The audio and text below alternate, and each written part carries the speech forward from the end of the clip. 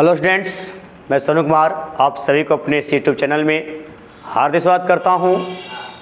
हम लोगों ने इतिहास के महत्वपूर्ण लघुत्तरीय प्रश्न पे चल रहे थे सीरीज में, जिसमें पार्ट 1 पार्ट 2 तक मैंने चर्चा किया है पिछले क्लास में, जिसमें बहुत सारे फर्स्ट चैप्टर का अच्छा क्वेश्चन आपको दिया मैं।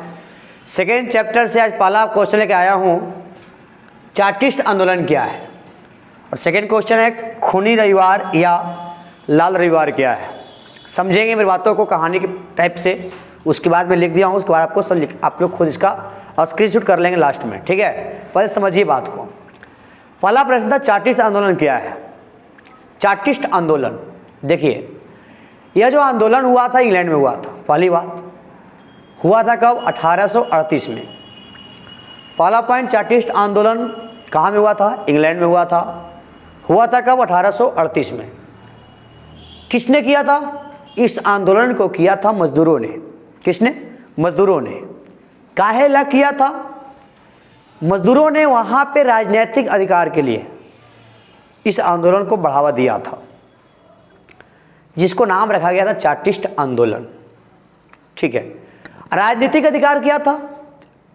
राजनीतिक अधिकार में था कि मजदूरों की मांग थी कि जितना भी पुरुष हम लोग सभी हैं, हम सबको वोट देने का अधिकार दो। पहला राजनीतिक अधिकार। राजनीतिक में क्या होता है? जो राजनीति से जुड़े हुए अधिकार होते हैं उसको क्या कहते हैं? राजनीतिक अधिकार कहते हैं। पहला मांग क्या रखा कि हम लोगों को क्या दो? पुरुषों का वोट देने का अधिकार दो, पहला पॉइंट। दूसरा पॉइंट क्या, देखो जब भी वोटिंग होगा ना, वोट होगा ना, जब भी मतदान होगा तो गुप्त रूप से होना चाहिए। सार्वजनिक रूप में सबको दिखा के नहीं, चुप्पे चोरी करेंगे हम लोग, अंदर जाए जैसे हम लोग करते हैं फिलहाल। हम लोग गुप्त रूप से हो, किसको वोट देंगे किसको नहीं देंगे वो कोई नहीं जानेगा, वो मेरी इच्छा अनुसार होगी। 2 पॉइंट हुआ। तीसरा पॉइंट रखा गया कि देखिए संसद जो है, पार्लियामेंट जो है इंग्लैंड का, इसमें हर एक साल निर्वाचन होना चाहिए। हर एक साल नए नए सदस्य होना चाहिए, मेंबर आना चाहिए। ये नहीं जो पुराने मेंबर हैं वही रहना चाहिए, नहीं, निर्वाचन होते रहना चाहिए संसद का भी। और चौथा पॉइंट में से मांगा गया था कि संसद का जो भी मेंबर है, अगर हम भी मेंबर बन सकते ऐसा आप अधिकार बनाओ। क्या बनाओ? कि किसी को संपत्ति के आधार पर, इन्हीं की ज़्यादा संपत्ति इसके पास है तो इसको मेंबर बना दो, इसके पास संपत्ति नहीं इसको मेंबर मत बनाओ, ऐसा आधार मत रखना है। सबको बराबर अधिकार देकर सबको संसद का मेंबर बनना चाहिए। तब इस आंदोलन किया गया था, इस आंदोलन को बढ़ाया गया था मजदूरों के द्वारा। कब किया गया था? 1838 में इंग्लैंड में, ठीक ना। किसने किया था? मजदूरों ने। काहे किया था? राजनीतिक अधिकार के लिए। कौन को अधिकार है? मैं लिख दिया भी हूँ। सही पुरुषों का मत का अधिकार मिले, मतदान क्या हो? गुप्त रूप से हो, संसद का वार्षिक निर्वाचन हो, प्रत्येक साल निर्वाचन होनी चाहिए, और संसद के सदस्य होने के लिए संपत्ति का आधार ना हो। इन्हें कि ज़्यादा अमीर है तो उसको संसद का सदस्य बनाएंगे और जो अमीर नहीं है उसको सदस्य नहीं बनाएंगे, ऐसा होना नहीं चाहिए, ठीक है। इसीलिए वहाँ के मजदूरों ने एक आंदोलन किया जिसका नाम क्या था? चार्टिस्ट आंदोलन। चार्टिस्ट आंदोलन। ये जो मैं पढ़ा रहा हूँ ये सीरीज चल रहा है, वो मैट्रिक एग्जाम 2022 के लिए चल रहा है, ठीक है। जो विद्यार्थी एग्जाम देने वाले हैं 2022 में, ठीक है ना, मैट्रिक एग्जाम 2022 देने वाले हैं, उसके लिए सब मैं अच्छे क्वेश्चन को रिपीरो करा रहा हूँ।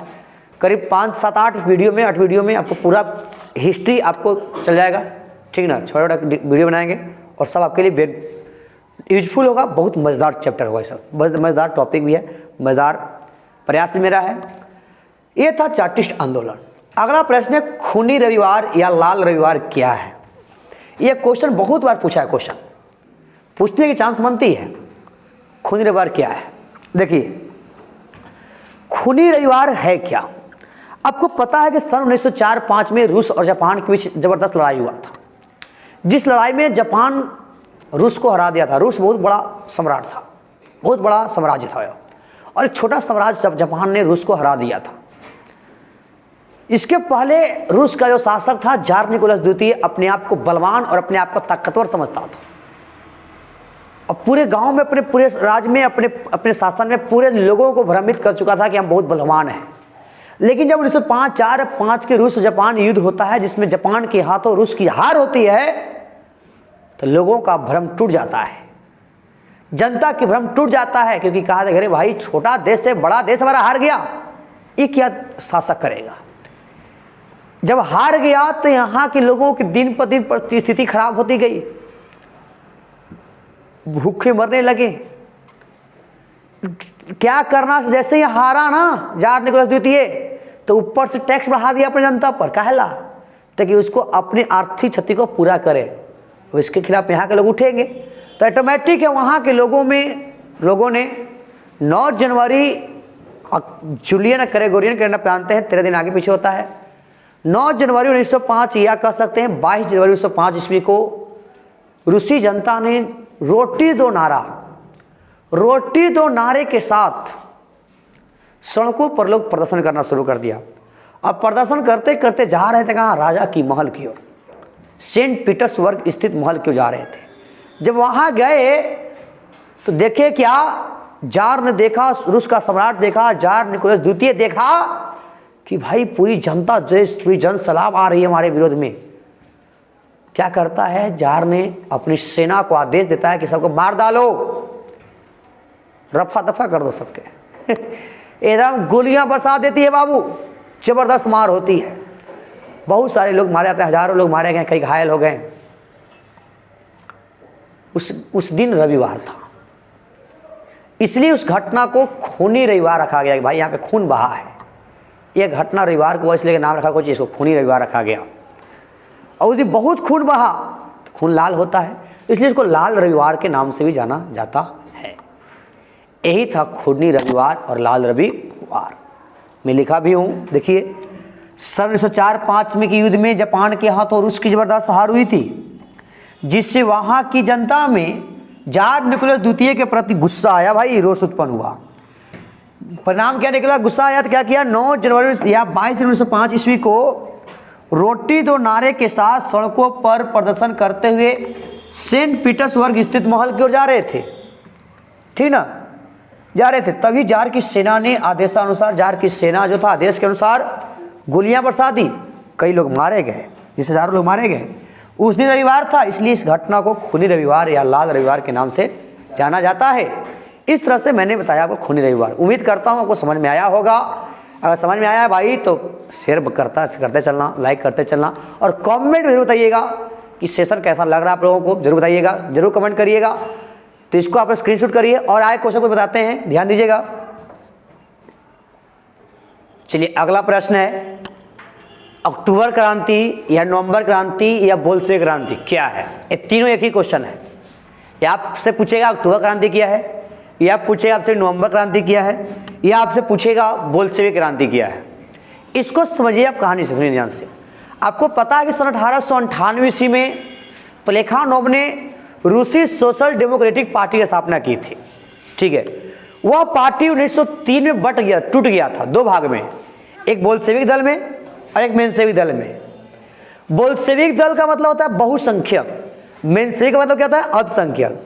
तो बोल्शेविक दल किसके हाथों में गया, लेनिन के हाथों में, और मेंशेविक कौन बना, केरेंस्की। तो उस वक्त जो सरकार बनाया रूस में, वह सरकार बना था केरेंस्की का। वहां की जनता ने लेनिन को सरकार ना बनाकर, बहुसंख्यक था इसलिए उसको ना बनाकर अल्पसंख्यक का सरकार बनाया केरेंस्की का। लेकिन केरेंस्की अयोग्य शासक निकला, बेहतरीन शासक नहीं था, इसलिए वहां की जनता ने भी उसको हटाने के लिए बहुत प्रयास कर रहा था। इसी बीच लेनिन की एंट्री होती है। लेनिन जनता की बातों को सुनकर, जनता की गतिविधियों को देखकर कहा कि यही मौका है, हम लोग क्या करते हैं, उसको हटाने के प्रयास करते हैं। तब लेनिन साहब की अध्यक्षता में बोल्शेविक जो समर्थक थे, जो लेनिन का जो बोल्शेविक समर्थक थे, उस सबों ने मिलकर केरेंस्की के खिलाफ हथियार शुरू कर दिया।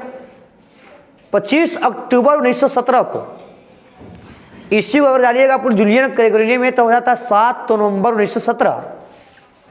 उस दिन को क्या किया कि जितना भी रेलवे स्टेशन है, पेट्रोल का रेलवे स्टेशन हो, बैंक हो, डाकघर हो, कचहरी हो, टेलीफोन केंद्र हो, सरकारी भवन, सब पर कब्जा करना शुरू कर दिया। कौन किया? लेनिन की अध्यक्षता में बोल्शेविक लोग, जितने बोल्शेविक समर्थक, जो लेनिन के समर्थक थे, सभी ने कब्जा करना शुरू कर दिया। जैसे बृहद पैमाने पर कब्जा करना शुरू कर दिया, तो डर के मारे केरेंस्की रूस को क्या हो गया, भाग गया। ये भाग गया तो इसका मतलब है कि बदलाव हो गया। क्रांति का मतलब क्या होता है, बदलाव। केरेंस्की की सत्ता खत्म, सत्ता किसके हाथों में आ गई, लेनिन के हाथ में आ गए और लेनिन ने यहाँ चाल चला। लेनिन कह दिया कि सुनो, यह मेरी जीत नहीं है, यह जनता की जीत है। सत्ता की बागडोर हमारे हाथ में नहीं है, सत्ता की बागडोर जो है वह सरबराह वर्ग के हाथों में आ गई है। यानी अब यहाँ की जनता राज करेगा। इन्होंने बहुत सारा नारा भी दिया था लेनिन साहब ने, भूमि का, शांति का, रोटी का। इन्होंने अपना एक थीसिस लिखा था, परेल थीसिस। इन्होंने अपना बहुत सारी नई आर्थिक नीति भी लाया था लेनिन साहब ने। इस तरह से उन्होंने अक्टूबर क्रांति को जन्म दिया लेनिन साहब ने, जिसको हम लोग बोल्शेविक क्रांति भी कहते हैं और नवंबर क्रांति के नाम से भी जानते हैं। इसी को मैंने लिख दिया, आपसे 2 नंबर पूछेगा तो ज़्यादा नहीं लिखना है, बस शॉर्ट में लिखना है कि 25 अक्टूबर या 1917 या 7 नवंबर 1917, दोनों डेट लीजिएगा, पोस्ट में करें सही रहेगा। लेनिन की अध्यक्षता में बोल्शेविकों ने पेट्रोग्राद के रेलवे स्टेशन, बैंक, डाकघर, टेलीफोन केंद्र, कचहरी और सरकारी भवन पर क्या कर लिया, अधिकार कर लिया, कब्जा कर लिया, जिससे केरेंस्की को रूस छोड़कर भागना पड़ा।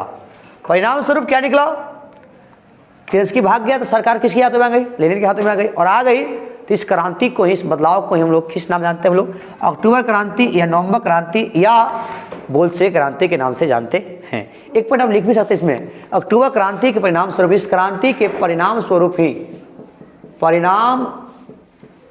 ही सत्ता की बागडोर किसके हाथ में आ गई, सरबराह वर्ग के हाथों में आ गई, सरबराह वर्ग के हाथों में आ गई, कह सकते हैं आप लोग। तो बात ऐसा सरबराह वर्ग क्या जानते भी हैं, समाज का वह वर्ग जिसमें गरीब किसान हो, मजदूर हो, आम जनता शामिल होते हैं, उसको क्या कहते हैं, सरबराह वर्ग कहते हैं। आप भी याद कर लीजिए सरबराह क्या है, बोलना है कि समाज का वैसा वर्ग जिसमें गरीब किसान मजदूर शामिल होते हैं, उसे क्या कहते हैं, सरबराह वर्ग कहते हैं। तो इस तरह से मैंने आपको बताया अक्टूबर क्रांति। उम्मीद करता हूँ समझ में आपको आया होगा। अगर किसी को उस तरह के क्वेश्चन भी है तो आप कमेंट में कर सकते हैं, क्वेश्चन आप पूछ सकते हैं, अगले वीडियो में बताऊंगा आपका उसका आंसर, ठीक है। आप पूछ सकते हैं जो भी क्वेश्चन आपको इससे संबंधित क्वेश्चन जो भी कोई हो। अगला प्रश्न है, रूसीकरण की नीति से आप क्या समझते हैं। रूसीकरण की नीति है क्या, आप जानते हैं इसके बारे में। याद करिए रूस में शासक कौन था, जार निकोलस द्वितीय। बात बहुत पहले की बात है, ठीक है, इससे क्रांति से पहले की बात है। रूस जब जार निकोलस द्वितीय का शासन था उस समय की बात कर रहा हूँ। जब जार निकोलस द्वितीय शासन था तो उस समय रूस में बहुत सारे धर्म के लोग, जाति के लोग, विभिन्न धर्म जाति के लोग रहते थे। जैसे फिन हो गया, पोल हो गया, जर्मन हो गया, यहूदी हो गया, सभी जाति के लोग रहते थे, ठीक है। सब जाति के लोग रहते थे तो वहीं पे विभिन्न धर्म जाति के लोग रहते थे बहुत सारे। सबका रहन सहन, खान पान, बोलचाल, सभ्यता, संस्कृति, सब रीति रिवाज सब अलग अलग था। तो रूस के शासक जो जार निकोलस द्वितीय था उसको समझ में नहीं आता था कि क्या क्या ये लोग बोल रहा है, कैसे ये लोग इस पर कब्जा कैसे किया जाए, इस पर शासन कैसे किया जाए। तो इसलिए उन्होंने क्या किया कि जार निकोलस द्वितीय ने कहा कि सुनो, तुम सब जितना भी विभिन्न जाति के लोग हैं सब एक धर्म को मानोगे, सभी एक जाति बन के रहोगे, सबको एक भाषा बोलना है, रूसी सभ्यता बोलना है, रूसी भाषा बोलना है, सभ्यता संस्कृति आपको रूसी वाला बोलना है, रूस का बोलना है। तो बताओ ऑटोमेटिक वहाँ के लोग चाहेगा क्या। अगर आपके खिलाफ कोई बोल दे कि तुमको ये भाषा नहीं कोई भाषा बोलना है तो वहाँ के लोग मानेगा, नहीं मानेगा। आप मानिएगा, नहीं मानिएगा। वैसे वहाँ के लोग मान नहीं रहे थे। तब जार निकोलस द्वितीय की इस नीति को ही नाम रखा गया था रूसीकरण की नीति, जिसका बहुत बड़े पैमाने पर विरोध हुआ था, जाकर तब क्रांति हुआ था, ठीक है। तो इस तरह से मैंने बताया रूसीकरण की नीति। आपसे पूछे रूसीकरण की नीति क्या है तो बोलना है क्या कि रूस में जार निकोलस द्वितीय का शासन था, वहाँ पर विभिन्न धर्म जाति के लोग जैसे फिन हो गया, पोल हो गया, जर्मन हो गया, यहूदी हो गया, स्लाव जाति लोग रहा करते थे। उन सबका रहन सहन, खान पान, सभ्यता, संस्कृति, धर्म अलग अलग थे। उनकी सभ्यता संस्कृति जार निकोलस द्वितीय को नहीं समझ में आता था, नहीं समझ पाता था वह। इसलिए उन्होंने क्या किया, निकोलस द्वितीय ने कि सब पर रूसी भाषा और सभ्यता संस्कृति लादने का प्रयास किया, बरियारी थोपने का प्रयास किया, और इस नीति को ही रूसीकरण की नीति कहा जाता है। उम्मीद करता हूँ समझ आपको आया होगा वीडियो, ठीक है। तो इसका आप लोग स्क्रीनशॉट करेंगे जल्दी से। चलिए बहुत बढ़िया, मुझे विश्वास है आप लोग को ये वीडियो समझ में आया होगा। इस वीडियो में जो भी बात कहा है, मैंने 4 क्वेश्चन बताया मैंने आपको इस वीडियो में सॉरी। अगर वीडियो अच्छा लगता है दोस्त तो लाइक होना चाहिए, शेयर होना चाहिए, सब्सक्राइब होना चाहिए, और कमेंट में आप जरूर बताइएगा। अगर कोई क्वेश्चन है तो आप पूछ सकते हैं, जो भी क्वेश्चन पूछना है आपसे है पूछ सकते हैं आप, कमेंट बॉक्स में डालिए आप क्वेश्चन। आप बताइए कि क्या अभी कमी है या क्या और कुछ बताना चाहिए आप लोगों को, ठीक ना। अच्छा लगा होगा तो ज़रूर शेयर करिए, लाइक करिए, सब्सक्राइब करिए। बार बार करता हूँ, एक मदद चाहिए आपको, बस इतना ही। आज की सेवा समाप्त। Thanks for watching. जय हिंद।